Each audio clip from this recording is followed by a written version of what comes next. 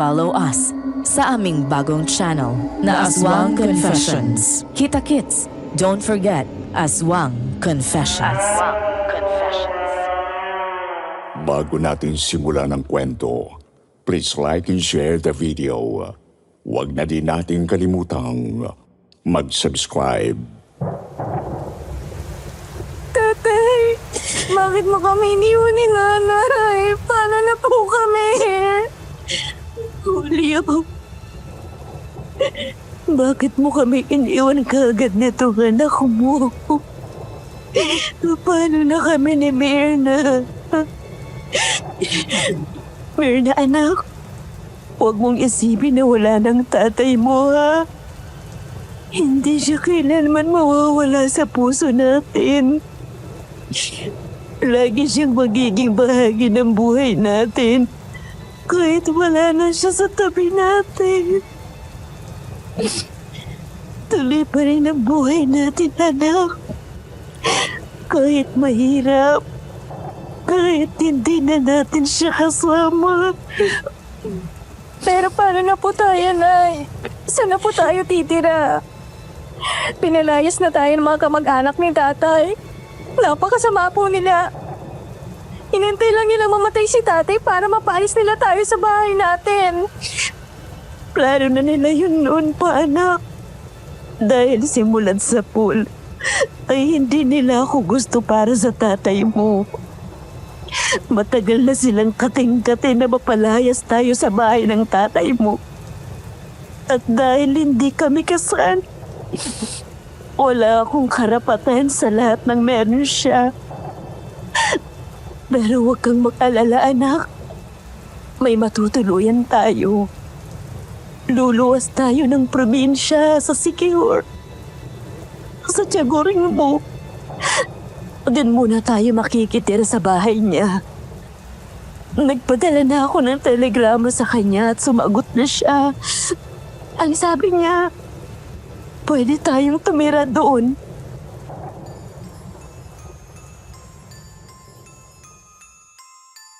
Isang magandang araw, Sir Wilmore, at sa lahat ng mga solid listeners ng inyong channel.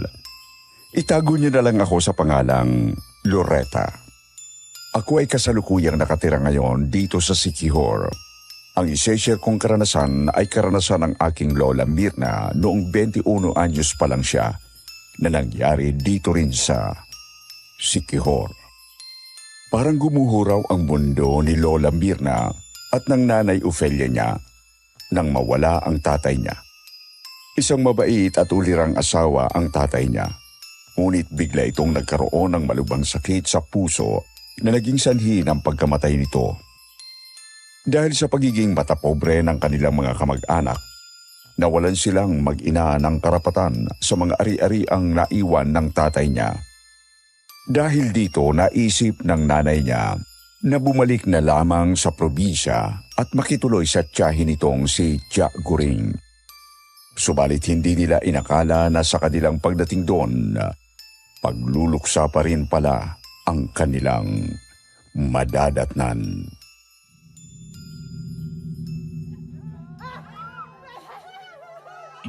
Ano? Oo, wala na si Tiyagoring? Paano nangyari yun? Ikinalulungkot kong sabihin sa iyo na pumanaw na ang tiyagoring mo, Ofelia. Isang araw, hindi na siya nagising. Dinala ko pa siya sa albularyo pero wala na siya. Wala na siyang pulso at hindi na rin humihinga. Sa tingin ko ay binangungot siya. Diyos ko, bakit hindi mo man lang ipinaalam sa akin, Tiyo? Wala akong kaalam-alam na pati pala si Tia ay wala na rin. Ano bang klaseng trahedyang tinanas ng pamilya namin? Bakit sunod-sunod naman? Pinadalang kita ng telegrama sa Maynila para ipaalam sa inyo. Pero wala akong natanggap na sagot.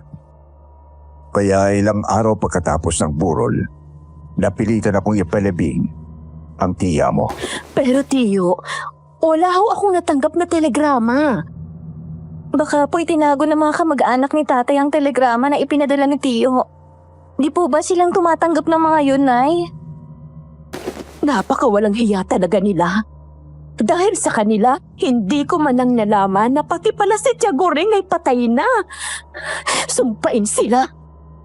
Ikinalulungkot ko ang pagkawala ng iyong asawa, Ophelia. Bakit nga ba kayo nagpunta rito mag-ina? Pinalayas ho kaming mag-ina sa bahay ng mga walang kwenta niyang kamag-anak. Kaya nagpadala ako ng telegrama kay Tia at nakiusap ako na makitira muna rito sa inyo pansamantala. Nasabi na ng asawa ko ang tungkol dyan, Ophelia. Maaari kayong tumira rito kahit kailan nyo gusto. Mas mabuting na andito kayo. Wala na si Guring. At gusto kong may kasama ako rito sa bahay.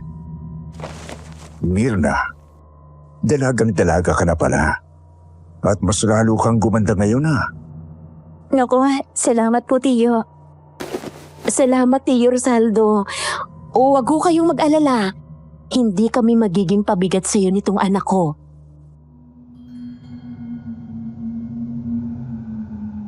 Si Tio Rosaldo ang pangalawang asawa ng Tia Guring ng nanay ni Lola Mirna. Mas bata raw ito noon ng 1 taon sa nanay Ophelia niya.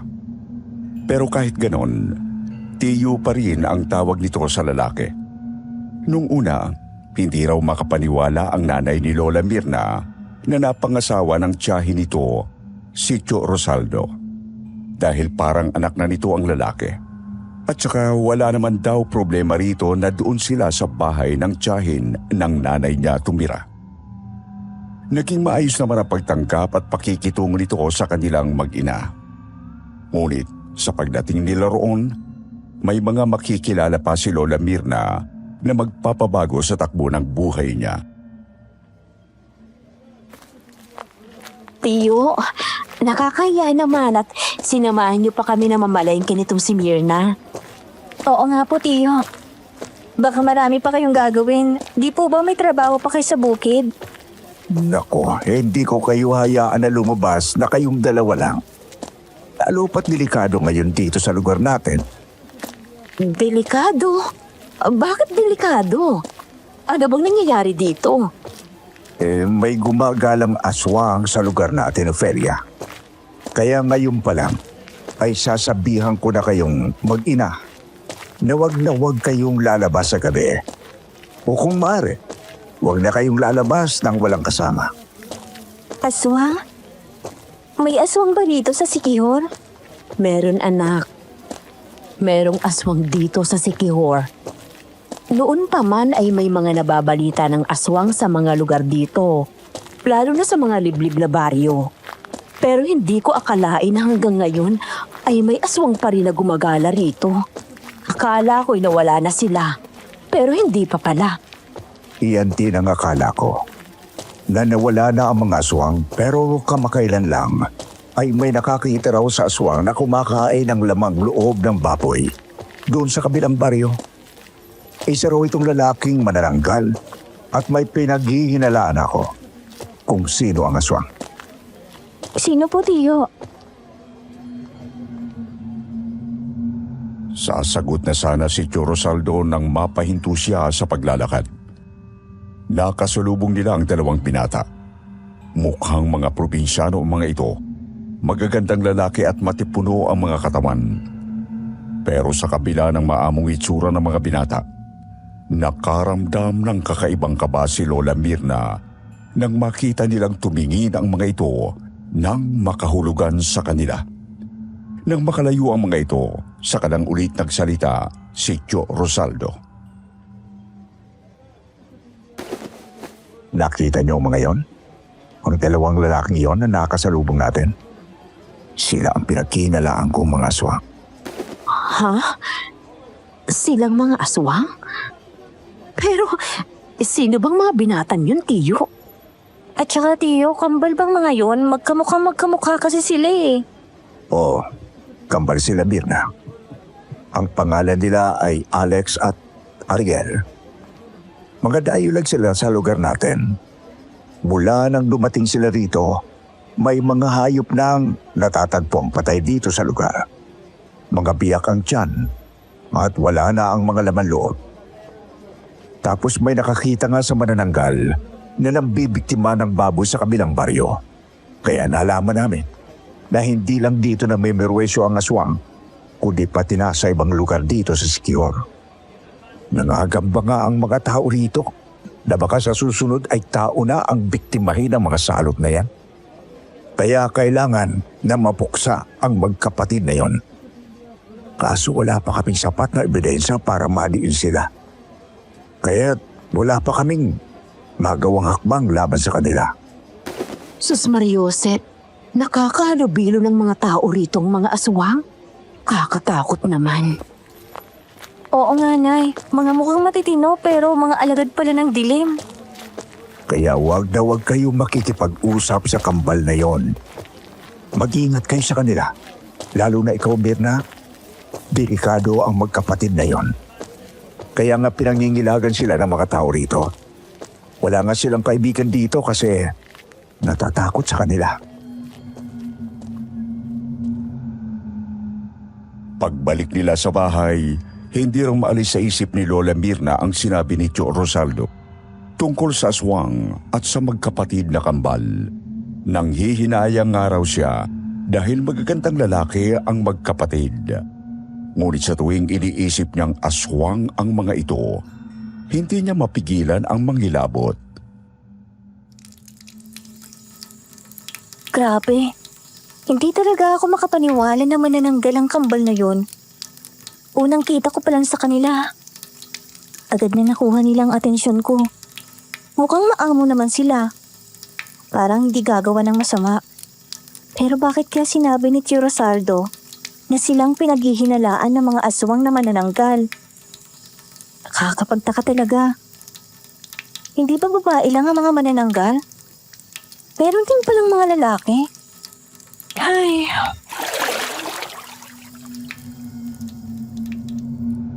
Habang nagsasabo ng katawan si Mirna, may naramdaman siyang parang may kung anong nakatingin sa kanya.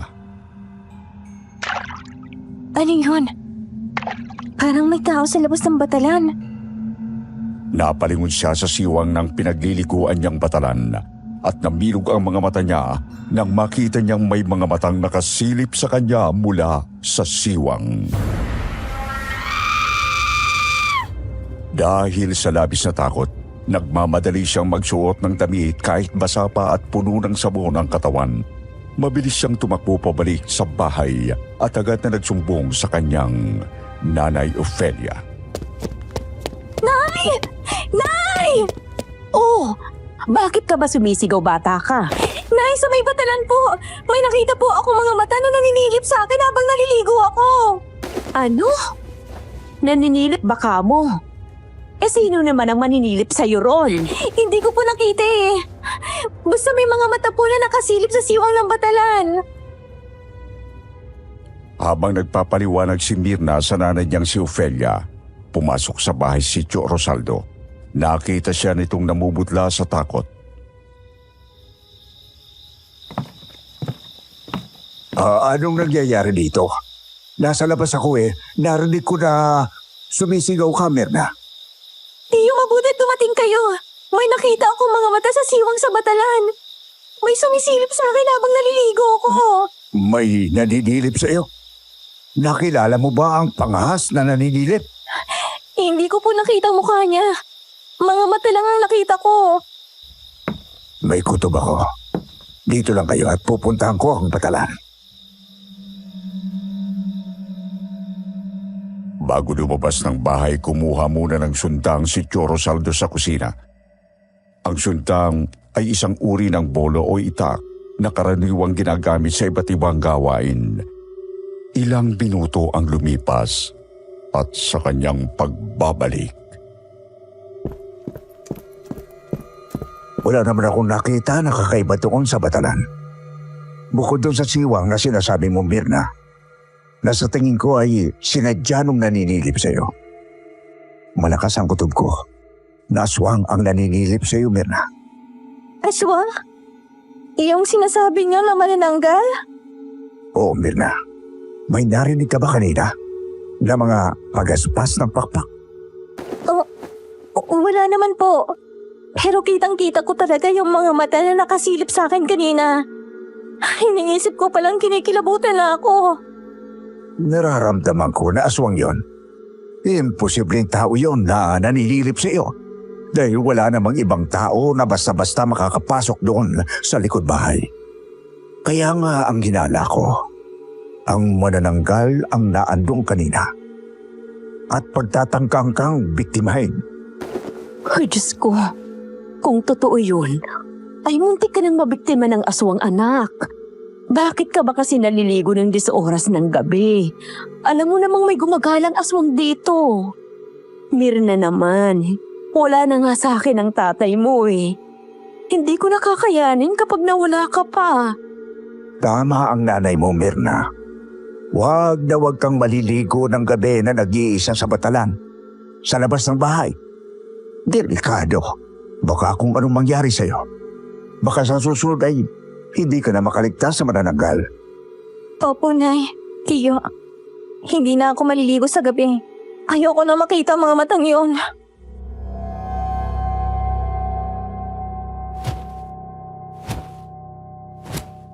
Nay, naririnig niyo po ba yon? Oo anak, naririnig ko. Mga pagaspas yun ng pakpak.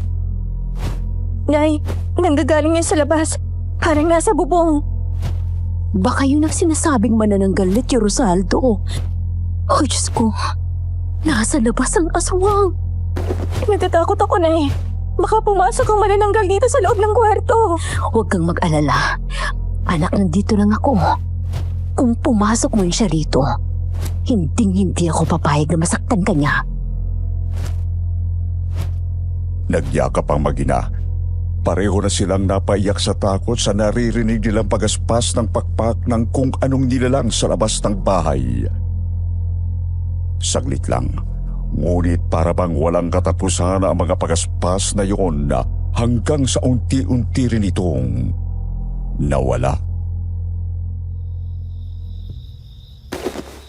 Nay, wala na ako naririnig na pagaspas. Shh!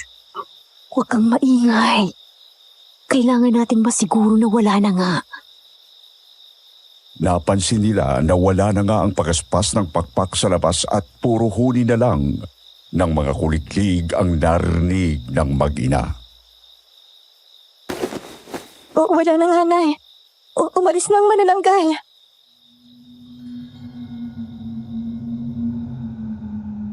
Nang matiyak nilang wala na ang aswang, nagmamadali silang lumabas ng kwarto at nagtungo sa kwarto ni Tio Rosaldo na nasa kabilang kwarto lang nila.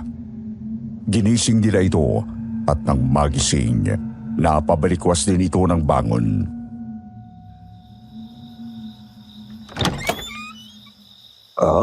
Anong nangyari, Ophelia? Mirna, bakit ganyan ang mukha ninyo? Tiyo, may narinig kasi kami na pumapagaspas ng mga pakpak sa labas. Ay, dinig na dinig namin itong anak ko na nasa bubong yung mga pagaspas. Hinala namin. Iyon ang manananggal na sinasabi mo. Opo, baka binalikan ako ng manananggal. Oh, Diyos ko. Baka binalikan ng aswang na yun itong si Mirna. Hindi na tuloy ang plano niyang biktimahin ang anak ko habang naliligo kanina. Kaya ngayon siya aatake. Pupungas-pungas daw si Tio Rosaldo nang lumabas ng kwarto. Kinuha muli ang sundang mula sa kusina at lumabas ng bahay upang tingnan kung ano ang nasa labas. Isang minuto ang lumipas bago ito bumalik. Wala naman ako nakita sa labas. Nakalis na lintik na aswang. Nay, gusto ko na pong umalis dito. Bumalik na lang tayo sa Maynila. Natatakot na ako rito. Baka mamaya ako na yung susunod na mabiktima ng manananggal. Anak, wala na tayong babalikan sa Maynila. Inagaw na ng mga kamag-anak ng tatay mo ang bahay natin doon. Hindi na tayo makakabalik doon. Mirna, hindi nyo kailangan umalis ng nanay mo. Ako ang magpoprotekta sa inyo mag-ina. Hindi kayo malalapitan ng aswang na yon habang naandito ako. Salamat, Tiyo. Buti nilang po at naririyan kayo. Ang swerte pala ni Tiyaguring sa iyo. Pamilya kayo ni Guring, kaya pamilya ko na rin kayo. At saka ako ang maswerte kay Guring dahil napakabuti niyang tao. Kaya nga sobrang sama ng loob ko nang maagas siyang pumanaw. Ay, huwag na nga natin pag-usapan at naiiyak lang ako. Sinabihan daw sila ni Tio Rosaldo na maglagay ng asin at bawang sa bintana ng kwarto nila para hindi makapasok doon ang aswang. Agad na naganap ng asin at bawang sina Nanay Ofelia at Lola Mirna sa kusina.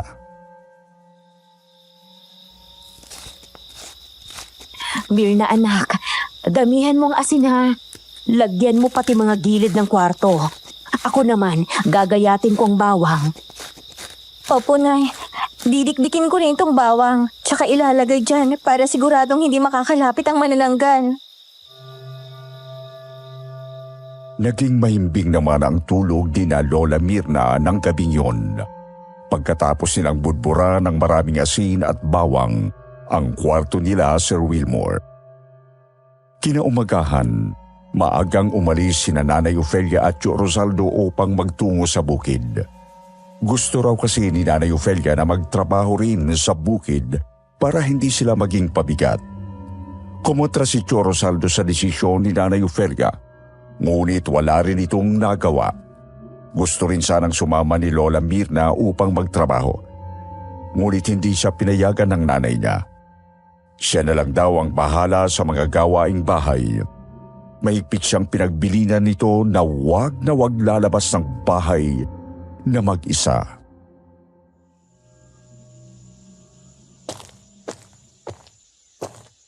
Ay, ang sarap maglakad-lakad.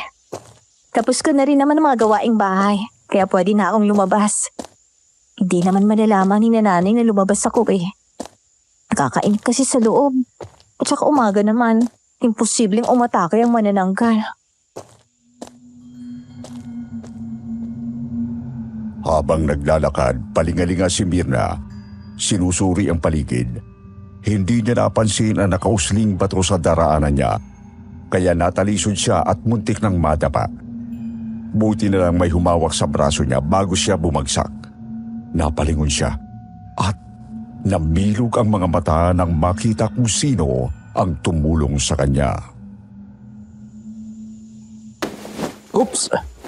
Muntik ka na, Binibini. Sa susunod, mag-iingat ka.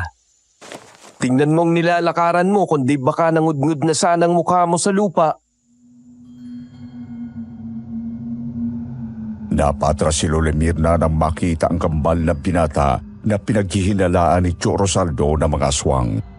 Biglang sumagi sa isip niya ang nangyari sa Batalan noong nakarang gabi kung saan may mga matang sumilip sa kanya. Hinala niya, isa sa kambal ang may gawa noon, pero pinilit niyang huwag magpahalata.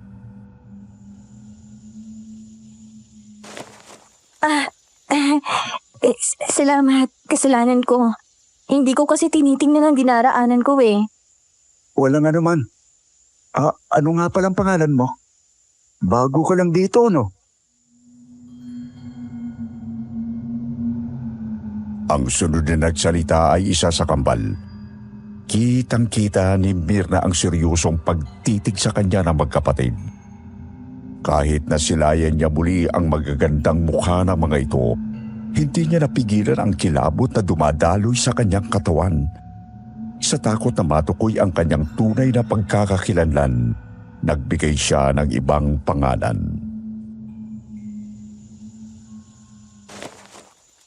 Beth. Ang pangalan ko ay Beth. Ang gandang pangalan. Bagay na bagay sa isang magandang binibini na katulad mo. Salamat. Hindi kami taga rito. Nagbabakasyon lang kami ng nanay ko rito. Ikinagagala ka naming makilala, Beth. Tulad mo, mga dayo rin kami rito. Nga pala, ako si Alex at etong kakambal ko na si Ariel. Nanggaling kami sa Capiz. Umalis kami ron kasi gusto naming magsarili. Mahigpit kasi ang mga magulang namin. Hindi kami nagkakasundo sa mga bagay-bagay. Kaya nagdesisyon kaming tumira sa ibang lugar. Ngayon, nandito kami sa Siquijor. Dito na kami nakatira. Meron kaming nabiling taniman ng mais at niyugan na siyang pinagkukunan namin ng ikabubuhay.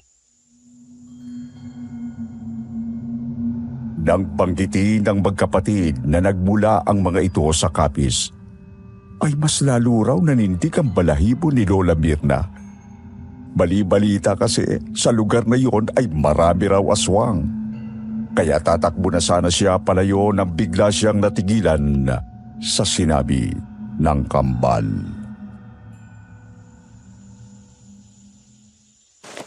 Alam mo, mabuti nga't pinansin mo kami. Simula nang dumating kami rito, walang sino man ang pumapansin sa amin. Ilagang mga taga rito sa aming magkapatid. Hindi naman namin alam kung bakit. Nung una ka namin makita, alam namin na pala kaibigan kang tao. Kaya naisip namin na baka ikaw na ang unang makikipag-usap sa amin.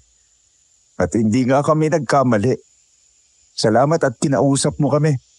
Hindi katulad nung lalaking kasama nyo, ng nanay mo. Mukhang masungit yun at suplado. Tsuhin ko yon. Pero teka, paano mo nalaman na nanay ko yung kasama namin? Magkamukha kayo eh. Malamang siya ang nanay mo.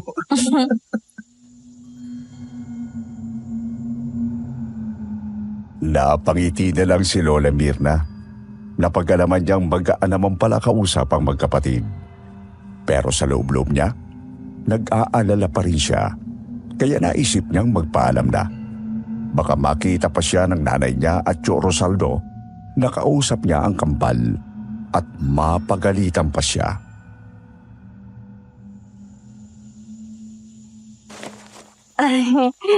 Pauwi na ako Baka hinahanap na ako ng nanay ko eh. Salamat ulit sa pagtulong sa akin kanina. Sana magkita pa tayo, Beth. Gusto naming makipagkaibigan sa'yo. Doon lang sa dulong bahagi ng baryo kami nakatira. Tsaka araw-araw ay naglalakad kami din dito. Kaya siguradong magkikita ulit tayo. Tumangulang si Lola Mirna at nagmamadaling naglakad pa uwi. Naglalaban pa rin ang takot at hinala niya sa kambal. Ngunit may kung anong nasasabi sa utak niya na magtiwala. Hapon na nang bumalik si Nanay Ofelia at Tio Rosaldo galing sa bukid. Pagdating nila sa bahay, nabutan nila si Lola Mirna na bagong ligo at nakatapis pa ng tuwalya. Mirna, nandito na kami ng tiyo mo. Aba, mabuti naman at maaga kang naligo, anak. Dahil kung gabi ka na naman naligo, baka aswangin ka na naman. Inagaan ko po talaga, Nay, dahil baka may manananggal na naman na manilip sa akin. Ay nako, ewan ko ba kung bakit may mga nagsulputan na namang aswang dito. Nung bago akong napadpad sa Maynila, taging asawang tatay mo, wala namang aswang na nanggugulo rito. Siguro nung mga sinaunang panahon, oo, meron. Pero hindi talaga ako makapaniwala na may ganyan na naman dito sa lugar na ito. Minsan naiisip ko na napakadaya ng tatay mo, namatay ng maaga. Kung hindi niya tayo iniwan ng maaga, sana nasa Maynila pa tayo at wala tayo dito. Nay, wala naman na tayong magagawa. Patay na si tatay at nandito na tayo. Kahit ako, gusto ko na rin umalis dito. Pero ang sabi mo nga, wala na tayong babalikan sa Maynila. Kaya ito, magtitiis na lang din ako rito. At saka hindi naman tayo pababayaan ni Tio Rosaldo. Iyon ang sabi niya kagabi. Di po ba, Tiyo? Ngunit nang lingunin ni Lola Mirna si Tio Rosaldo, napansin niyang nakatitik ito sa kanyang katawan, lalo na sa kanyang hita. Dahil dito, hindi niya maiwasang tanungin ito. Tiyo, bakit po kayo titig na titig sa akin? Bigla namang napatigil si Tio Rosaldo sa pagtitig at ngumiti ng bahagya. Sumagot ito ng may pag-aalangan.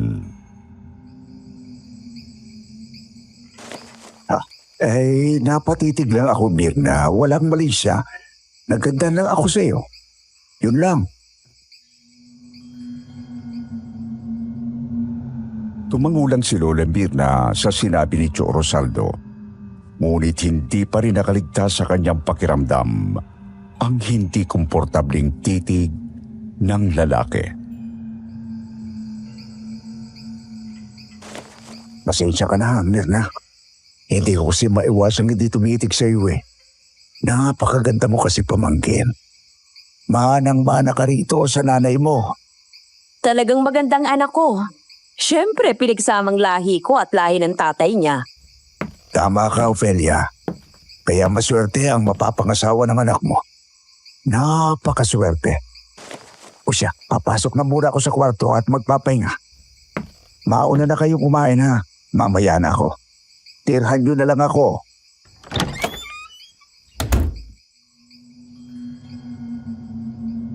Nagkatinginan na lang ang mag-ina nang pumasok si Tio Rosaldo sa kwarto nito. Binaliwala nila ang pagtitig nito kay Lola dahil sa tingin nila wala naman talagang mali siya yun para kay Tio Rosaldo. Para na nitong anak si Lola Mirna. Kaya naman ipinagkibit-balikat na lang yon ni Nanay Ophelia habang umupo sa upuang kahoy na malapit sa mesa.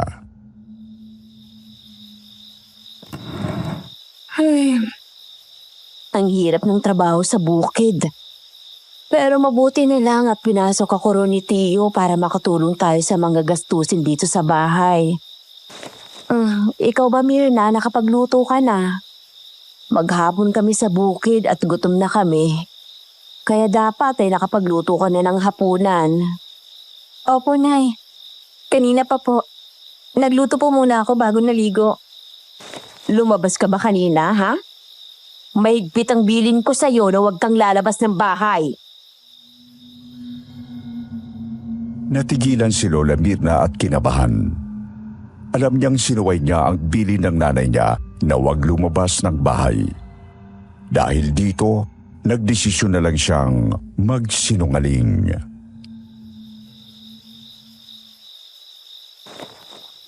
Hindi po, Nay. Hindi po ako lumabas. Buong araw po ako nandito sa loob ng bahay. Mabuti naman kung ganun. Kasi alam mo, usap-usapan kanina sa bukid na may mga hayop na naman na inatake ng manananggal sa kabilang baryo. Wakwak daw ang mga tiyan ng mga yon at walang laman loob. Ay, nakakabahala na talagang tungkol sa manananggal na yun.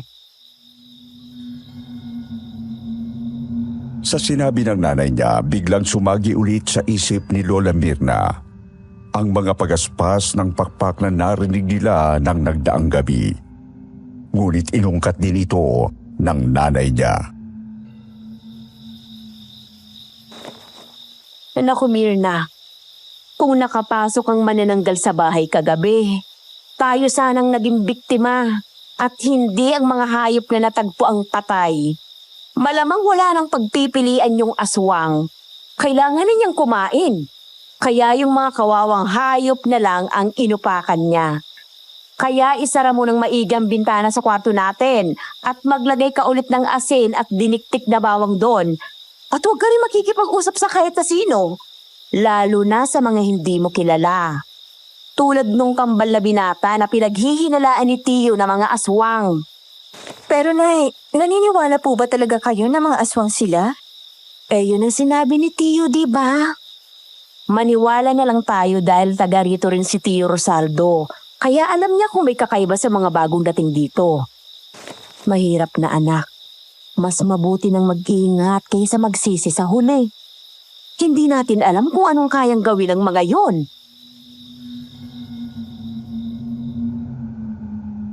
Hindi na sumagot si Lola Mirna sa sinabi ng nanay niya at sa halip ay nanatili na lang siyang tahimik. Ngunit kinabukasan, habang nag-aalmusal sila, kinausap siya ni Tio Rosaldo. Mirna, may iutos lang pala ako sa iyo. Mamayang tanghali, puntahan mo si Manang Bale, yung nagluluto ng kalamay sa kabilang baryo. Nag-order kasi ako ng kalamay para pagsaluhan natin mamayang gabi. Masarap siya magluto ng kalamay at talagang napaka-espesyal nito. Kaya gusto ko ring matikman ninyo. Kunin mo sa kanya ang in-order ko at iabot mo ang bayad. Ha? Oh, eto ang perang pambayad.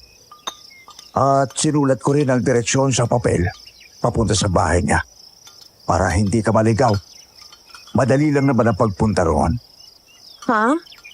Si Mirna? Tiyo, di ba delikado na lumabas mag-isa si Mirna? May gumagalang aswang. Baka tiktikan ng aswang ang anak ko. Ang mabuti pa, sasamahan ko siya para masigurado kong ligtas siya. Hindi maaari, Ophelia. Marami tayong trabaho ngayon sa bukid. At bago ka pa lang doon, hindi ka pwedeng lumiban. Huwag kang mag-alala. Hindi mapapahamak ang anak mo. Walang mangyayaring masama kay Mirna. At saka umaga naman niya yon. Hindi aatake ang manananggal ng ganitong oras. Hindi mo maaalis sa akin ang mag-alala, Tiyo. Ilang beses nang pinagtangkaan ng aswang na yun ang anak ko. Una, nung naliligo siya sa batalan. Pangalawa, yung may narinig kami mga pagaspas ng pakpak sa bubong at parang gustong pumasok sa kwarto namin. Kaya hindi mo ako masisisi na mag-alala sa anak ko. Paano kung mapahamak siya? Hindi ba pwedeng yung nagluto na lang ng kalamay ang pumunta dito para dalhin yun dito? Hindi yun maaari dahil matanda na si Manang Dale. At bulag pa. Mahirapan siyang pumunta rito sa atin. Kaya si Mirna na lang ang kailangan pumunta sa kanya. Huwag ka mag-alala. May dala naman siyang protection. Nakita ni Lola Mirna at Nanay Ophelia na may dinukot si Tio Rosaldo sa bulsa nito. Isang maliit na supot na inabot nito kay Lola. Mirna, eto. Dalhin mo itong asin at bawang. Ilagay mo sa bulsa mo para kung sakaling may aswang gamitin mo ang mga yan bilang protection mo. Pero ako na nagsasabi, walang aswang kapag umaga. At kung meron man, hindi ka nila malalapitan dahil may dala kang mga pangontra. Wala nang nagawa si Nanay Ophelia kundi ang pumayag. Bagamat bakas pa rin sa kanyang mukha ang pag-aalala para sa anak. Lumapit siya kay Lola Mirna at mahigpit na hinawakan ang kamay nito. Mirna anak, mag-iingat ka ha. Huwag kang makikipag-usap sa mga hindi mo kilala. Kapag nakuha mo na ang pinakukuha ni Tio Rosaldo, umuwi ka na kaagad. Huwag ka nang tatambay kung saan-saan ha. Naiintindihan mo ba anak? Opo, Nay. Iingatan ko pong sarili ko. May dala naman akong pangontra kaya hindi po ako basta malalapitan ng mga aswang.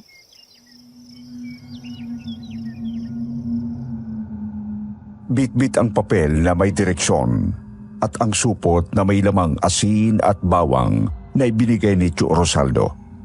Gumayak na si Lola Mirna nang sumapit ang tanghali upang magtungo sa kabilang baryo. Ngunit sa kanyang pagsunod sa utos ni Tio Rosaldo, wala siyang kamalay-malay sa napipintong panganib na nag-aabang sa kanya.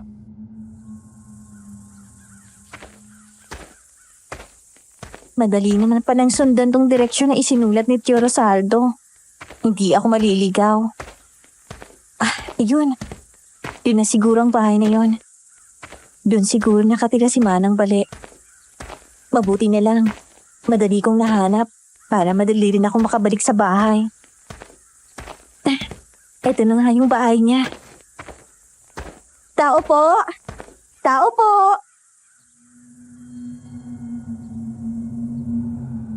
Agad na lumabas mula sa maliit na barong-barong ang isang matandang babae. Napansin ni Lola Mirna ang mahabang buhok nito na puno ng uban. Iika-ika itong maglakad at may hawak na tungkod sa kanang kamay. Ang kaliwang kamay naman niya ay hawak ang bilao na may kalamay at iniabot yon kay Lola. Laking pagtataka ni Lola Mirna dahil kayang-kaya ng matanda na magdala ng dalawang bagay sa magkabilang kamay. Lalo na't malaki ang bilao na may kalamay.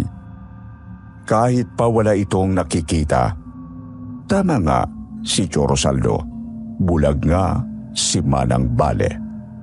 At labis niyang ipinagtataka, sinabi ng matanda na naramdaman itong paparating siya kaya lumabas ito ng bahay at dala na ang kalamay.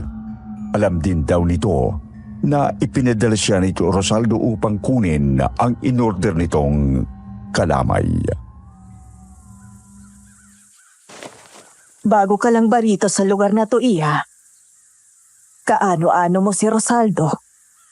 Ay, opo. Bago lang po ako rito. Anak po ako ng pamangkin ng asawa ni Tio Rosaldo. Ako nga po pala si Mirna. At saka ito na po pala ang bayad sa in-order na kalamay ni Tio.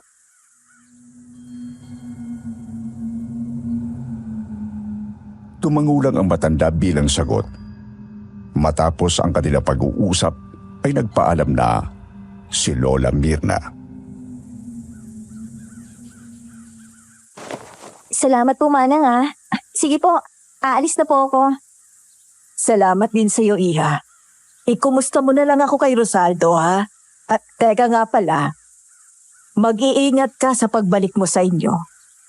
May nararamdaman akong hindi maganda. Hindi ko lang matiyak kung ano. Basta't mag-iingat ka sa daan. Sir Wilmore, sa sinabi ng matanda ay bigla raw kinabahan si Lola Mirna. Sa isip niya, baka aswang ang tinutukoy nito. Kaya dali-dali siyang nagpaalam at mabilis na naglakad pa uwi na hindi maipaliwanag ang kaba na unti-unting dumapo sa kanyang dibdib. Habang naglalakad si Lola Mirna sa mapulong kakahuyan na nag-iisang daang papunta sa bahay ni Tio Rosaldo, ay may narinig siyang kaluskos sa mga halaman at tiyabag ng mga paa sa lupa. Ano yun? Parang may gumagalaw sa likod ng mga halaman. At may mga naglalakad. Ay, baka aswang yun. Naku po ah, anong gagawin ko? Nang nilabot si Lola Mirna sa narinig at sa isip niya, ay tinititikan na naman siya ng aswang. Napansin din niya na malapit na palang magdilim. Kaya't dahan-dahan niyang kinuha ang supot na may asin at bawang mula sa bulsa niya na ibinigay sa kanya ni Tio Rosaldo at ilalabas yun. Kung ano man ang mangyari, magagamit ko to para protektahan ang sarili ko. Hindi niya kilala ang mga yon. Kaya nagtaka siya kung sino ang mga lalaking yon at bakit tumarang ang mga ito sa kanya. Sino kayo? Anong kailangan niyo sa akin?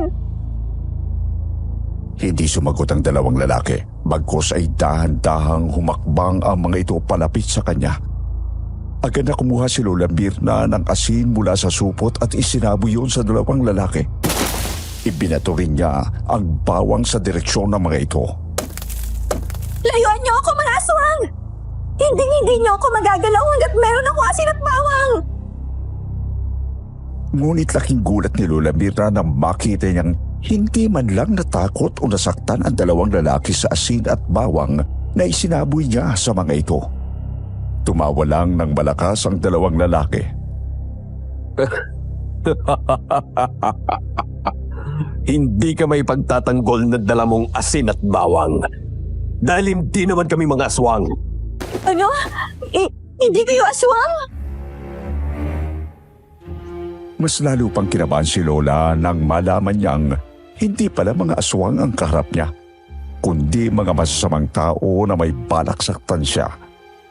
Dahil sa matinding takot na bitawan niya ang bilao ng kalamay at nagmamadaling tumakbo.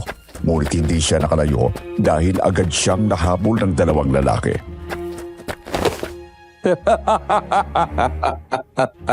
Wala ka nang gawala, babae. Hindi mo na kami matatakasan. Anong kailangan niyo sa akin? Maawa na kayo sa akin! Parang awa niyo na! Imbis na makinig ay hinawakan siya ng isang lalaki sa kaliwang braso at hinila siya. Kasunod nito ay isa pang lalaki ang sumunggap sa kanyang kanang braso. Hawak siya ng mahigpit sa magkabilang panig. Bitiwan niyo ako! Pakawalan niyo ako! Huli ka na! Kailangan mong sumama sa amin! Saan niyo ba ako dadalhin? Ayoko sumama sa inyo! Wala ka nang magagawa. Sasama ka sa amin sa ayaw at sa gusto mo! Napasigaw si Lola Mirna at pilit na kumakawala sa dalawang lalaki na nakahawak sa kanya. Akala niya ay matatangay na siya ng mga ito. Kaya't sa sobrang takot niya, nanghina ang katawan niya at muntik na siyang mawala ng malay. Ngunit biglang may dumating na isang malaking itim na aso na hindi nila alam kung saan ang galing.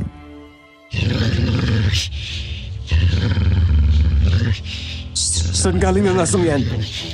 Napakalaki! Mukhang alimaw! Walang ano-ano ay nilundag ng malaking itim na aso ang isa sa mga lalaki at sinakmal ang kanang braso nito.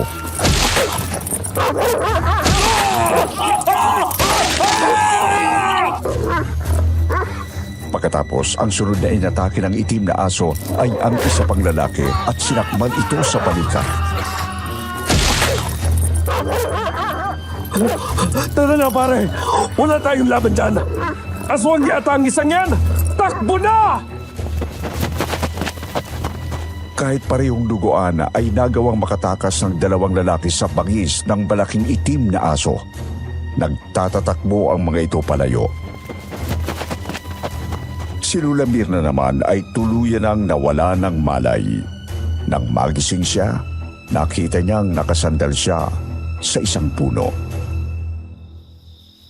At laking gulat niya nang mapansin niyang kasama na niya roon ang kambal na sina Alex at Ariel. Ayos ka lang ba, Beth? Anong nangyari sa'yo? Kayo pala, ano nang ginagawa niyo rito? Kami ang dapat na magtanong yan sa'yo. Anong ginagawa mo rito? At anong nangyari? Nakita ka namin dito sa kakahuyan. Nakahandusay ka sa lupa at pulang malay. Kaya dinala ka namin dito sa tabi ng puno at inantay na magising. Dadalhin ka sana namin sa pagamutan. Kaso nagmulat ka na ng mga mata mo. Inutusan ako ni Tiyo na kunin ang in-order niyang kalamay sa kabilang baryo. Nang pauwi na ako, may dalawang lalaki na humarang sa daan at inatake ako. Gusto nila ako isama. Pero hindi sila nagtagumpay dahil may dumating na malaking itim na aso. Malaking itim na aso? Saan naman ang galing yun? Oo, napakalaki ng asong yon. Hindi ko alam kung saan galing yun eh. Pero nakakatakot ang itsura niya. Nanilisik ang mga mata at may matatayas na mga pangil. Pinagsasakman ng aso yung dalawang lalaki. Hanggang sa nagtakbuhan sila at umalis. Pagkatapos noon, hindi ko na alam kung anong mga sumunod na nangyari. Ang astig naman ng asong yun. Mabuti na lang at hindi ka sinaktan. Hindi tulad ng dalawang ungas na umatake sa'yo. Kaya nga nagtataka rin ako kung bakit hindi ako sinakmal ng aso. Maswerte ka talaga at hindi ka inatake ng asong itim na yun. Kasi, ang kutob ko, baka aswang yun. Aswang? Hindi ba ang aswang na gumagala raw dito ay yung manananggal? Ang alam ko, hindi naman nag-aanyong hayop ang manananggal, di ba? Ay, pero hindi namin alam ang tungkol doon. Basta may aswang na kayang mag-anyong hayop. Tulad ng malaking aso. Pero sabi ko nga, maswerte ka dahil kung aswang yon, mabuti at hindi ka nilapa at kinain. Iniligtas pa nga niya ang buhay mo. Pero kung totoo ang sinasabi mo, hindi ka panipaniwala. Bakit hindi niya kinain yung mga lalaki umatake sa akin? Bakit sinakma lang niya? At ako, pwede niya akong patayin kung gugustuhin niya dahil nawalan ako ng malay. Pero bakit hindi niya ginawa? Ano yon? Aswang na nagpapakabayani para lang iligtas ako? Ay nako Ariel, wag mo nang guluhin ang utak nitong si Beth. At baka kung ano-ano pang isipin niya. Huwag kang magpapaniwala rito sa kambal ko, Bet. Sa tingin ko, baka asong bundok lang nakita mo na sumakmal sa mga lalaking nagtangka sa'yo.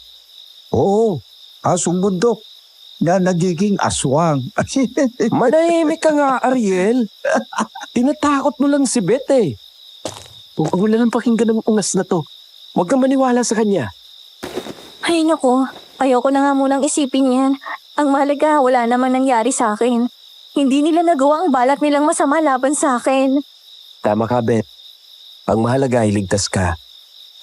Pasalamat na lang tayo at dumating ang aso na yon. Kung hindi, baka kung ano nang ginawa sa'yo ng mga lalaking yun. Kung gusto mo, ihatid ka na lang namin pa uwi sa bahay niyo. Baka kasi bumalik pa yung sinasabi mo mga lalaki. Maganda na kasama mo kami para may tagapagtanggol ka ulit. Nagsalita na naman ng mayabang na wala kang nagawa. Tumigil ko nga dyan, Alex. Tara na, Bet. Huwag mong pansinin ang kumag na yan.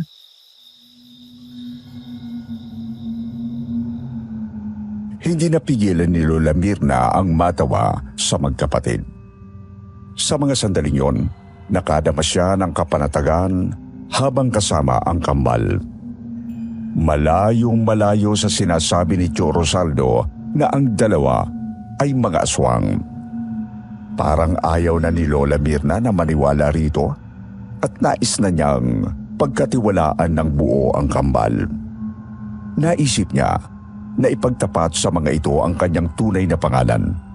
Ngunit nais muna niyang tiyakin kung tama nga ba ang nararamdaman niya. Hinayaan ni Lola Mirna na ihatid siya ni na Alex at Ariel pabalik sa bahay ni Tio Rosaldo. Ngunit nang malapit na sila roon, Salamat sa inyong dalawa ha. Pero hanggang dito na lang siguro kayo. Hindi niya na ako pwedeng ihatid hanggang sa loob ng bahay. Baka magalit si Tio. Pinagbabawalan niya kasi ako makipag-usap sa mga hindi ko kilala. Ah, ganun ba? Naiintindihan namin. Sige na, pumasok ka na sa bahay ninyo at baka hinahanap ka na ron. Alam naman namin na magkikita-kita pa rin naman tayo, kaya pwede muna kami magpapaalam sa iyo. At saka, Bet, mag-iingat ka sa bahay na yan. Huwag kang basta magtitiwala dahil nandyan ang tunay na panganib. bago pa man makapagsalita si Lola Mirna, tumalikod na ang magkapatid at mabilis na naglakad palayo. Naging palaisipan sa kanya ang sinabi ng kambal. Panganib? Anong ibig niyang sabihin? Pag-uwi ni Lola Mirna sa bahay, nadatna niyang naroon ang nanay Ofelia niya at si Tio Rosaldo. Sa pagkakita sa kanya ng nanay niya, agad itong nagmamadaling lumapit sa kanya.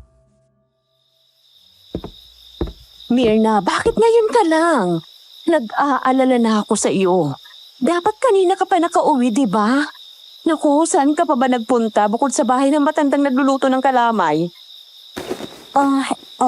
May nangyari po kasi. Ha? Anong nangyari? Kinakabahan naman ako sa iyong bata. Bumuntong hininga muna si Lola Mirna at umupo sa upuang kahoy sa sala.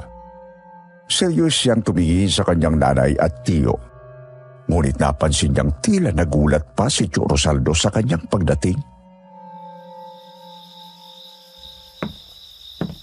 Oo, Mirna, anong nangyari sa'yo?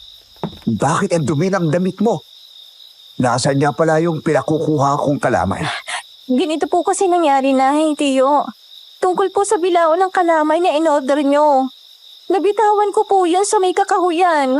May mga lalaki po kasing humarang sa akin sa daan nang pauwi na ako at pilit akong isinasama. Oh, Diyos ko, talaga ba anak? Anong ginawa nila sa'yo? Sino ang mga walang hiyang yon? Wala naman pong nangyari sa akin, Nay. Hindi natuloy ang masamang balak ng mga lalaking yun. Kasi may dumating na malaking asong itim. Yun pong nagligtas sa akin at sinakmal ang mga gagong yun. Oh, ano ka mo? Malaking aso na kulay itim? Saan na ba nanggaling yung aso na yon? Hindi ko rin po alam, Tiyo. Basta bigla na lang po siyang dumating at tinulungan ako. Akala ko nga po'y sasakmalin din ako. Pero hindi niya ako sinaktan. Nang magsitakbo pa palayo yung mga lalaki, umalis na rin po yung aso. Pinili ni Lola Mirna na wag nang sabihin sa kanyang nanay at Cho na nawalan din siya ng malay. Dahil ayaw niyang magdulot pa yon ng dagdag na pag-aalala sa mga ito. Ngunit napansin niyang tila naguguluhan si Cho Rosaldo at mukhang malalim ang iniisip nito. Parang hindi ito mapakali. Iyo, pasensya na po. Nawala ko yung bilao ng kalamay. Hindi ko po sinasadya. Ayos lang yun, Mirna. Ang mahalaga ay ligtas ka at walang masamang nangyari sa'yo. Sige na. Lalabas muna ako at may pupuntahan pa ako. Huwag niyo akong hintayin. Mauna na kayong maghapunan.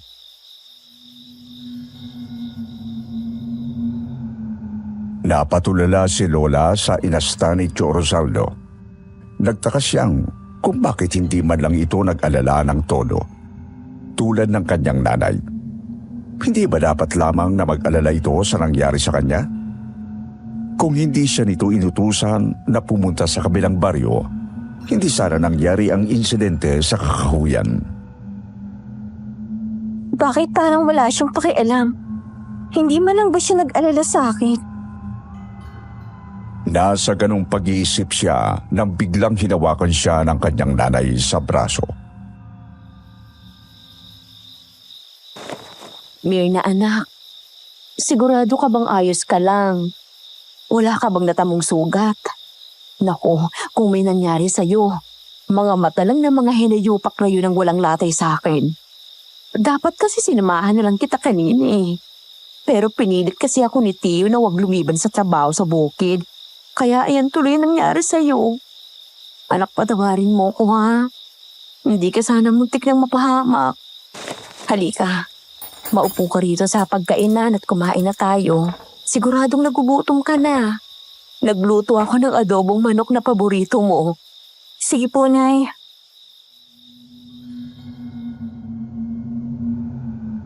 Hindi na rin sinabi ni Lola Mirna sa nanay Ofelia niya na inihatid siya ng kambal na sina Alex at Ariel na pinaghihilalaan ni Cho Rosaldo ng mga aswang. Ayaw na niyang dagdagan pa ang pag-aalala ng nanay niya, kaya't pinili na lang niya na wag nang ikwento ang iba pang nangyari sa kanya sa Kakahuyan. Nang gabing yun, hindi sumabay sa hapunan si Cho Rosaldo. Nang hindi pa rin ito bumabalik, nagpasya na ang mag-ina na matulog na at wag na itong hintayin. Iniwanan na lang nila ito ng pagkain sa mesa. 12:00 na ng hating gabi nang maalimpungatan si Lola Mirna. Narinig niya na may nagbubukas ng pintana. Bigla siyang kinilabutan. Sa isip niya, baka aswang na manananggal ang nasa labas at gustong pumasok sa kwarto nila. Ngunit nagtaka siya, may asin at dinikdik na bawang sa gilid ng bintana. Kaya alam niyang hindi magtatagal ang aswang sa amoy ng mga iyon. Ngunit bakit nagagawa pa rin itong makalapit sa bintana? Dahan-dahan siyang bumangon mula sa higaan. Hinayaan niya nakalilis ang maiksi niyang damit na naglalantad ng kanyang hita habang palapit sa bintana. Lakas loob siyang sumilip sa maliit na siwang. At laking gulat niya nang makita ang isang pares ng mga mata na nakasilip mula sa labas. Napasigaw siya sa sobrang gulat. Sa lakas ng sigaw ni Lola Mirna ay agad daw na napabalikwas ang bangon ang nanay Ofelia niya at nag-aalalang lumapit sa kanya. Mirna anak, bakit ka sumisigaw? Nay! May nakita po kasi ako mga mata na nakasilip sa bintana. Pinagmamasdan niya tayo rito. Ano? Kahit kinakabahan, ay nilakasan daw ni Nanay Ofelia ang loob at dahan-dahang binuksan ang bintana upang tingnan kung totoo ang sinabi niya. Kinakabahan daw ang nanay niya habang sumisilip sa labas, ngunit wala naman daw itong nakita. Wala namang tao dito. Di kaya aswang yung nakita mo? Sa tingin ko po, hindi aswang yun, Nay. Paano ka naman nakakasiguro na hindi aswang yung nakita mo? Eh di ba nga, may narinig tayo mga pagaspas ng pakpak noon? Kaya natitiyak ko na aswang din yung nagtatangkang magbukas ng bintana. Pero ibang nararamdaman ko, Nay. Malakas po ang kutob ko na tao yon at hindi aswang. Hindi makakapasok ang aswang dito dahil sa asin at bawang na nakalagay sa bintana. Teka. Oo nga no. Hindi basta makakalapit ang aswang kapag may pangontra. Pero kung hindi aswang yun, eh sino yun anak? Hindi ko rin po alam. Tara, Nay. Sabihan natin si Chorosaldo tungkol sa nangyari. Nagpasya sila na lumabas sa kwarto nila upang ipaalam kay Tio Rosaldo ang nakita ni Lola na mga matang nakasilip sa bintana. Ngunit nang puntahan nila ito sa kwarto nito, wala na ang lalaki. Wala pa si Tiyo. Hindi pa pala siya bumabalik. Ay naku, hating gabi na. Delikado na sa labas dahil sa gumagalang aswang. Baka mabiktima siya ng manananggal kung hindi pa siya uuwi. Habang nag-aalala si Nanay Ofelia sa hindi pag-uwi ni Tio Rosaldo, may nabubuo namang hinala si Lola Mirna kung bakit hindi pa ito bumabalik. Bigla niyang naalala ang sinabi ni Alex na mag-iingat siya dahil nasa bahay lang ang panganib. Naguguluhan siya kung bakit nasabi yon ng isa sa kambal. Hindi pa niya masabi sa nanay niya ang kanyang hinala dahil kulang pa siya ng ebidensya, pero sa isip niya, aalamin muna niya ang katotohanan. Nang sumunod na araw, umaga na nang dumating si Rosaldo sa bahay. Pagbukas niya ng pinto, agad siyang sinalubong ng mabangong amoy ng nilulutong almusal ni Nanay Ofelia at Lola Mirna sa kusina. Nakaupo si Mirna habang hinihiwa ang bawang, habang si Ofelia naman ay nag-iinit ng mantika sa kawali. O Tiyo, asan ka ba nang galing? Bakit ngayon ka lang umuwi? Pasensya na, Ofelia. Nalasing kami ng kumpare ko kagabi. Nakitulog na lang ako sa bahay ni Paring Kulas. Kaya hindi ako nakauwi. Nag-alala kami sa iyo eh. May gumagala pa namang aswang sa lugar natin. Kagabi nga ay may nangyari dito. Nangyari? Anong nangyari dito? May nagtatangka magbukas ng bintana sa kwarto namin. Nang sumilip ako sa siwang, may nakita ko mga matang nakasilip. Hindi ko makakalimutan ang mga mata na yon, Tiyo. Bangga matang nakasilip. Baka naman aswang yun na gustong makapasok sa kwarto nyo. Baka yung manananggal na nagtangka rin sa iyo sa Batalan, Mirna. Pero sa palagay ko, hindi yun aswang, Tiyo. Tao ang nagmamay-ari ng mga mata na yun na nakita ko. Natigilan si Tio Rosaldo sa sinabi ni Lola Mirna. Malalim ang iniisip nito at tila natulala. Tiyo, ano't hindi ka na nakapagsalita dyan? Wala. Parang sumamalap ang pakiramdam ko. Baka gutom ka ng Tiyo. Mabuti pa sumabay ka na sa amin sa almusal habang mainit pa itong sinangag at danggit. Salamat na lang, Ofelia. Pero busog ako. Magpapahinga na lang muna ako sa kwarto. Nang makapasok si Tio Rosaldo sa kwarto, nagkatinginan sina Lola Mirna at Nanay Ofelia. Nagtataka sa tila kakaibang kilos ng lalaki. Alam mo anak, napapansin ko, parang may nag-iba sa ugali ni Tiyo. Dati-rati naman sumasabay siya sa atin kumain at nakikipagkwentuhan. Pero ngayon, palagi nilang malalim ang iniisip. Parang umiiwas sa atin. Oo nga, Nay. Hindi na siya tulad ng dati. May nagbago na talaga sa kanya.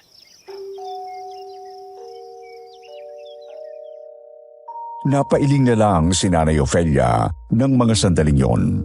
Samantalang may naglalaro na sa isip ni Lola Mirna. Hindi ako naniniwala sa sinabi ni Tiyo. Parang may itinatago siya. Kailangan kong alamin kung ano yon. Nang araw ding yon, nagyaya si Nanay Ofelia na mamalingki sila sa bayan. Habang naglalakad, napansin nila ang umpukan ng mga tao. Lumapit sila roon at nagulat sa kanilang nakita. Isang bangkay ng lalaki. Nakahandusay ito sa lupa. Wakwak ang tiyan at walang lamang loob. Oh, Diyos ko. Siguradong biktima niya ng manananggan. Tingnan mo. Nakakadiri. Halos maggutay-gutay ng katawan ng lalaking yan. Nay, kilala ko itong lalaki. Isa siya sa mga lalaking humarang sa akin sa kakahuyan. Siya yung gustong tumangay sa akin pero inatake ng itim na aso. Ano? Yan ang isa sa mga nagtangkang kumuha sa iyo, anak. Opo, Nay. Tandang-tanda ko ang pagmumukha ng lalaking yan. Siya yun, Nay. Eh di mabuti nga sa kanya. Dapat lang sa kanya yan, anak. Ay, salamat talaga sa manananggal na yun na pumatay sa lalaking yan. Pero, Nay, para may kinalaman ang pagkamatay ng lalaking yan sa pagtatangka nila sa akin ng kasama niya. Iniisip ko yun kung sino talagang pumatay sa kanya. Ang manananggal ba? O yung itim na aso na nagligtas sa akin? Dinig na dinig nila ang usapan ng mga tao sa umpukan. Natatakot ang mga ito dahil hindi na lang mga hayop ang binibiktima ng manananggal, kundi pati tao na. Kaya nababahala na ang mga ito. Si Lola Mirna naman ay matigas ang paniniwala na may koneksyon ang pagkamatay ng lalaking nakita nila sa nangyari sa kanya sa kakahuyan. Pero hindi pa niya mabuo kung ano yon. Pag-uwi nila sa bahay, hindi pa rin daw makalimutan ni Nanay Ofelia ang nakitang bangkay ng lalaki. Nandidiri raw ito sa nasaksihan at galit na galit.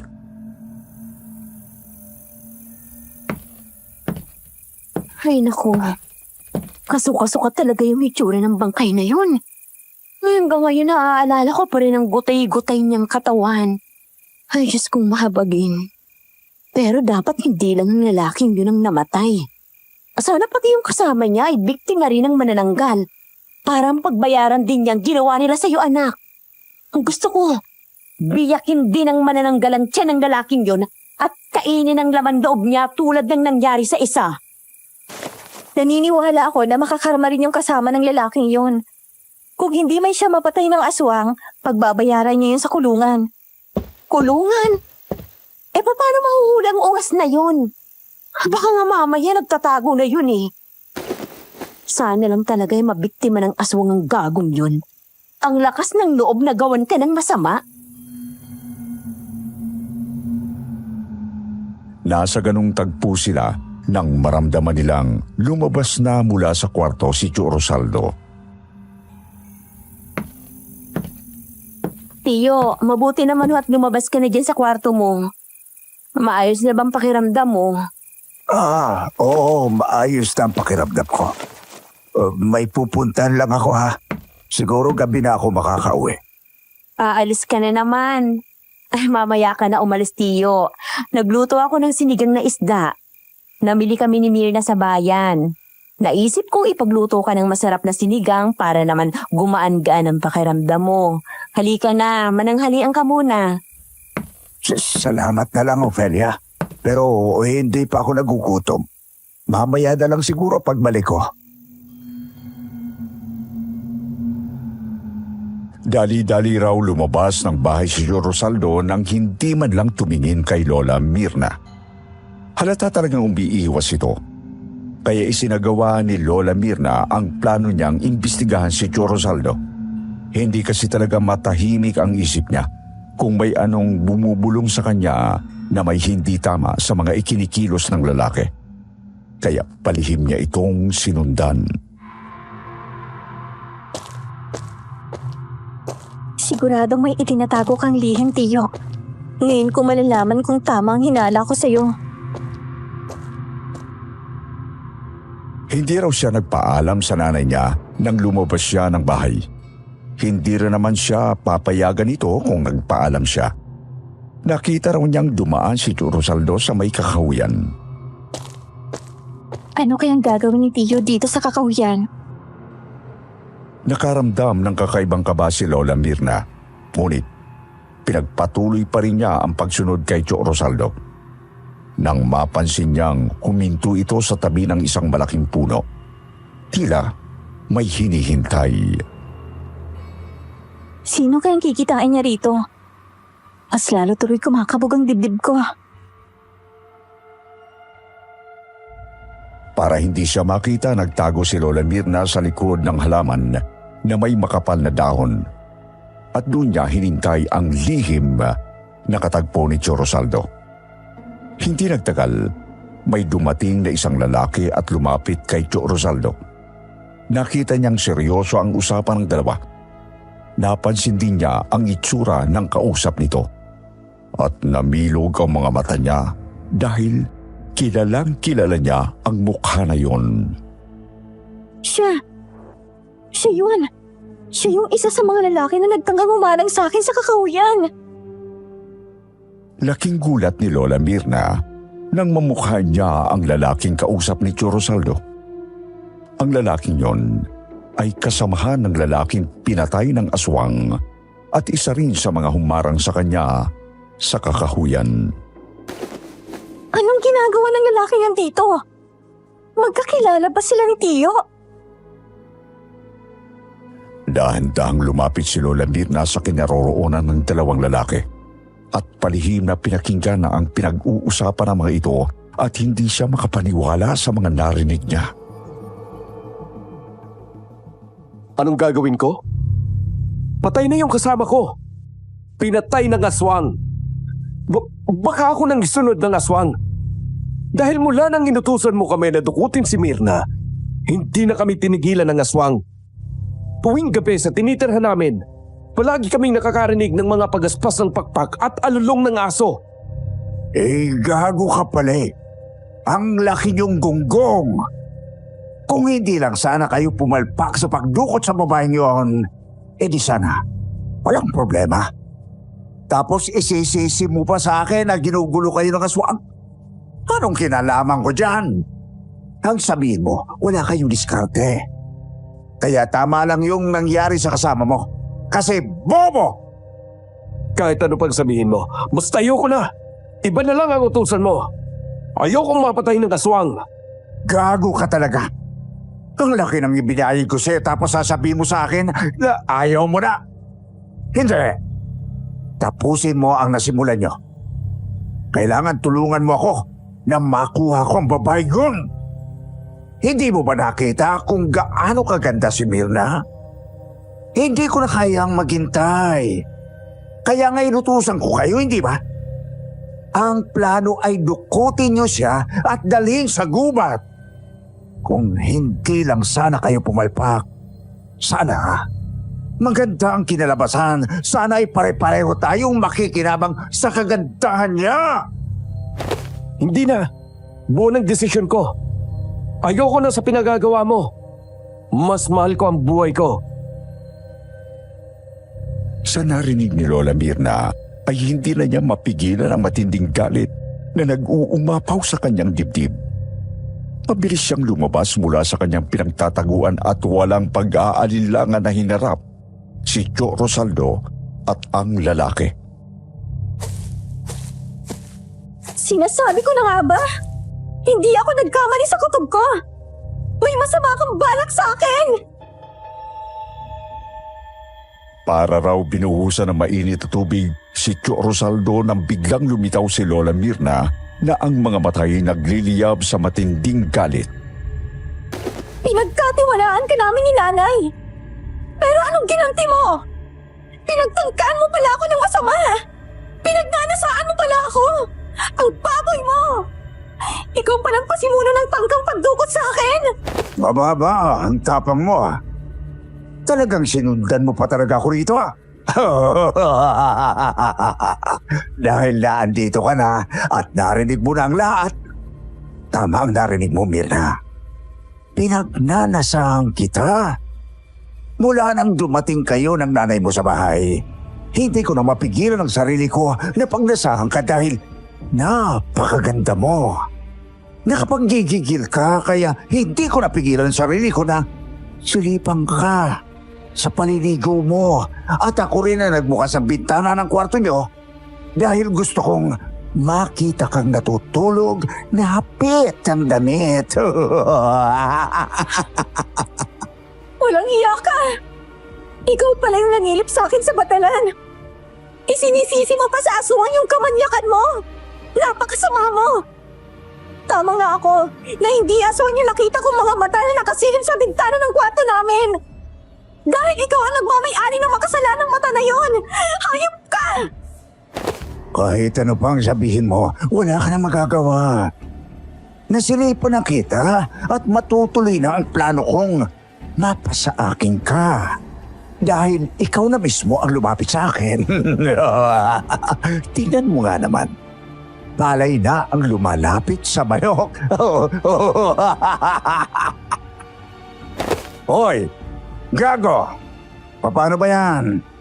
Nalaman niya na ang lihim natin.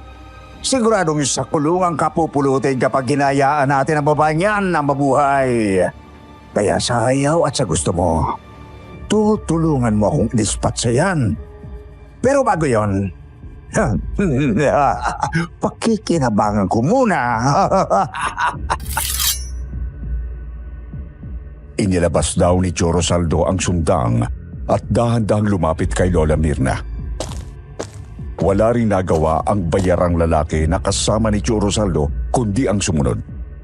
Akma raw tatakbo si Lola ngunit mabilis siyang nahawakan ng lalaki sa braso. Bitiwan mo ako! Mga demonyo kayo!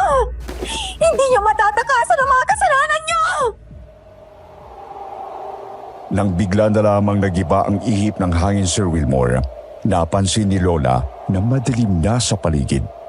Nakaamoy sila ng isang masangsang na amoy mula sa kung saan. Anong amoy yun? Ang baho, nakakasulaso. Maya-maya ay nakarinig sila ng malakas na alulong ng aso at kasabay nito ang malakas na pagaspas ng pakpak na kung anong nilalang. Nang tumingala si Lola Mirna, nakita raw niya ang manananggal na lumilipad sa ere.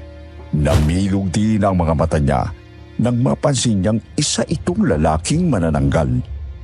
Mabagsik ang itsura nito, nanlilisik ang mga mata at may mahabang tila. Totoo nga, may manananggal na gumagala rito. Halimaw! Sa pagdating ng aswang, nabitawan ng lalaki si Lola Mirna at nasubsob siya sa lupa. Tatakas sana ang lalaki nang atakihin ito ng manananggal. Huwag! Huwag! Huwag mo akong patayin! Huwag! Kitang-kita raw ni Lola Mirna kung papaano sakmali ng manananggal ang liig ng lalaki. Sumirit daw ang dugo mula roon at hindi pa nakontento. Gamit ang matatalas nitong mga kuko, winakwak nito ang tiyan ng lalaki. Walang kaabog-abog na kinain ng manananggal ang mga laman loob nito. Tatakas sana si Tio Rosaldo nang harangin ito ng isang malaking asong kulay itim. Nakilala ni Lola Mirna ang aso dahil ito ang sumakmal sa mga lalaking humarang sa kanya. Ngayon, mas bumagsik ang itsura ng aso at tila naging aswang na. Inilabas nito ang mahahabang mga pangil at bumubungis-ngis parang hayok na hayok sa dugo. Umangil ito ng malakas na animoy, isang babala sa sino man na magtatangkang tumakas o lumaban. Lumayo ka sa akin, aswang ka. Huwag kang lalapit sa akin. Itatara ko sa iyo ang suntang ko. Ngunit mas matapang asong aswang at sinunggaban si Tio Rosaldo. Pinubabawan ito ng asong aswang at nanggigil na sinakmal ang lihim ni Tio Rosaldo gamit ang matatalas nitong mga pangil. Mangiyak-iyak daw si Lola Mirna habang pinagmamasdan ng aswang na sarap sa paglamon sa katawan ni Tio Rosaldo. Habang ang dugoy dumadaloy sa lupa at kumakalat sa paligid. Napatulala si Lola Mirna sa sobrang takot sa madugong eksenang kanyang nasaksihan ng gabing yun. Nang magsawa at mabusog ang dalawang aswang sa katawan ng mga buhong, nag-umpisa raw magbago ang anyo ng mga ito. Nagbago na halos ikawala raw ng ulirat ni Lola Mirna. Hindi siya makapaniwala sa kanyang nakita dahil ang manananggal at ang asong itim ay ang kambal na sina Alex at Ariel. Ang malaking asong itim ay si Alex at ang manananggal ay si Ariel. Kayong dalawa ang aswang? Ibig sabihin, tamang hinala ni Tio na aswang kayong magkapatid. Teka lang. Huwag kang matakot sa amin, Mirna. Hindi ka namin sasaktan.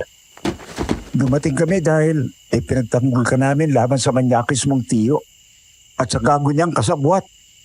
Paano mo nalaman ang totoong pangalan ko? Matagal na naming alam ang pangalan mo. Marunong kaming bumasa ng isip ng tao. Kaya alam na alam namin ang lahat ng tungkol sa iyo. Nangilabot daw si Lola Mirna sa sinabi ng kambal. Kung ganon, alam na pala ng dalawa na nagsisinungaling siya sa mga tao. Ikaw? Alex? Ikaw yung asong itim na nagligtas sa akin sa kakahuyan? At ikaw, Ariel? Ikaw yung manananggal na narinig namin ni nanay sa bubong? Tama ka. Ako yung nasa bubong ng bahay niyo. Binabantayan kita baka kasi silipan ka na naman ng manyakis mong Tio. Kaya nagbantay ako. Kaso, nahalata nyo na naandun ako. Kaya, umalis na ako. Ako rin ang pumatay sa kasama ng lalaking buhong dahil sobra talaga akong naggigigil sa kanya. Kaya ayun, di ko napigil ang sarili ko at kinain ko ang laman loob niya. At ako naman ang sumakmal sa mga lalaking yon na nagtangka sa iyo, Mirna. Mabuti na lang at naamoy ko na nandun ka at may nangyayaring masama sa iyo. Kung hindi ay natangay ka na ng mga yon. Tsaka utang mo ang buhay mo sa amin. Dahil pangalawang beses ka naming iniligtas. Alam niyo rin pala na lihim akong pinagnanasaan ni Tio. Oo, kasi nababasa namin ang nasa isip niya nang makita namin kayo ng nanay mo na kasama siya. O kapalang ng gagong yun, alam na namin na hindi siya gagawa ng mabuti. Pero bakit niyo ako iniligtas? Dahil mahal ka namin, Mirna. Ano? Umiibig kami sa iyo, Mirna. Unang kita pa lang namin sa iyo, pinatibok mo ng puso namin magkapatid. Kaya hindi namin nahayaan na may masamang mangyari sa iyo. Hindi nakagalaw si Lola Mirna sa kinatatayuan niya. Hindi siya makapaniwala na umiibig sa kanya ang kambal na aswang. Magsasalita na sana siya, ngunit biglang nagsalita si Alex. Alam namin na hindi mo gugustuhin umibig sa mga katulad naming mga alagad ng dilim. Kaya masaya na kami ni Ariel na makita kang ligtas. At saka, masaya na kami kahit na kaibigan lang ang ituring mo sa amin. At saka, hindi na rin naman kami magtatagal dito dahil babalik na kami sa Capiz para makipag-ayos sa mga magulang namin. Nagkaroon kasi kami ng hindi pagkakaunawan sa kanila. Kaya umalis kami roon at nagpunta rito sa Siquijor. Huwag kang mag-alala, hindi ito ang huli natin pagkikita. Dahil dadalawin ka ulit namin. Hindi ko alam kung anong sasabihin ko sa inyong dalawa. Pero maraming salamat sa pagliligtas niyo sa akin. Tatanawin kong malaking utang na loob ang ginawa niyo. Patawarin niyo rin ako kung nagsinungaling ako sa inyo. Salamat din, Mirna. Huwag mo nang isipin yun. Nauunawaan ka namin. Sige na, baka hinahanap ka na ng nanay mo. Bumalik ka na sa kanya. Kami naman ay aalis na at babalik na kami sa Capiz. Magkikita pa rin tayo. Nga pala, hindi talaga kami kumakain ng karne at lamang loob ng tao. Mga hayop ang pagkain namin. Nagawa lang namin pumatay ng tao para iligtas ka.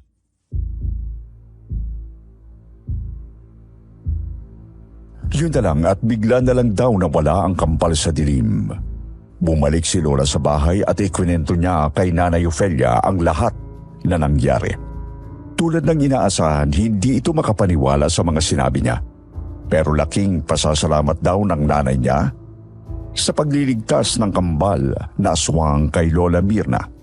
At kahit kinikilabutan ang nanay niya na meron siyang mga kaibigan na aswang, napanatag naman daw ito dahil sinabi ni Lola na mababait ang aswang, ang magkapatid na minsang umibig sa kanya. Sa kasalukuyan, maglalabing 7 taon nang wala si Lola Mirna. Namatay siya sa sakit na breast cancer at namatay din siyang single. Hindi na nakapag-asawa si Lola. Hindi ko alam kung bakit hindi na siya nag-asawa. Siguro pihikan lang noon si Lola. Nung nabubuhay pa siya, ang kwento niya sa akin ay nagsusulatan pa rin sila ng mga kaibigan niyang sina Alex at Ariel. Pero nang mawala si Lola, doon na nahinto ang komunikasyon nila. Sinusubukan ko silang sulatan noon para ipaalam ang nangyari kay Lola. Pero hindi naman sila sumagot. Iniisip ko na lang na siguradong nalungkot sila sa pagkawala ni Lola Mirna kaya hindi na sila nagparamdam pa. Dito ko na tinatapos ang nakakatakot at kakaibang karanasan ni Lola Mirna. Kung sakaling mapili ang kanyang kwento, maaari niyo bang sabihin sa akin kung ano ang iyong opinyon tungkol sa nangyari kay Lola? Sa tingin niyo, naniniwala ba kayo sa kanya na aswang ang magkapatid na nakilala niya? Maraming salamat po at more power sa inyong lahat.